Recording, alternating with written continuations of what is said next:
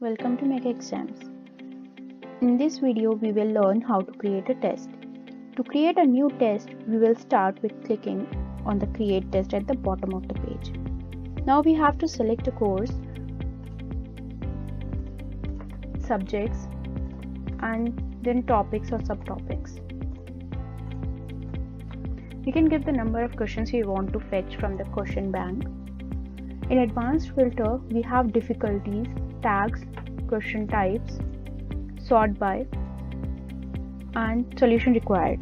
Solution required will give you only those questions whose solution is available in the question bank. So you can fetch based on all these filters. Now once the list is fetched, you can either select any of the questions that you want, or in one go you can select all the questions and add to your test.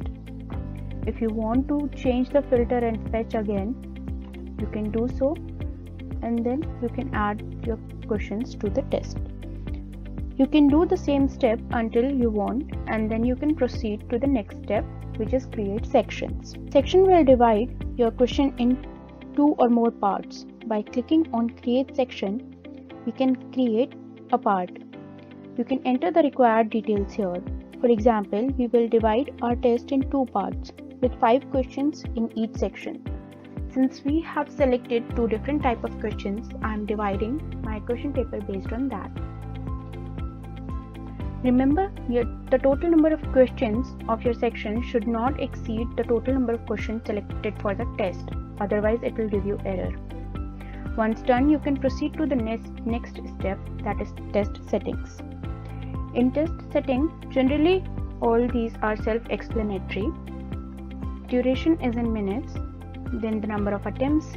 Test code is something used for publishing your test in offline mode. Instructions is something that come on the top of your question paper, so it could be something like all questions are mandatory.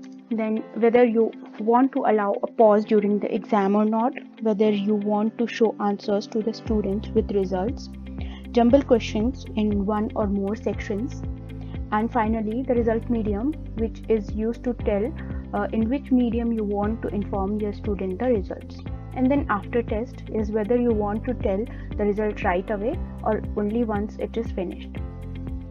In advanced setting, you can update the marking scheme which is given in the question bank. In completion message, you can type anything which the students will see at the end of the examination. And finally, you can publish the test paper.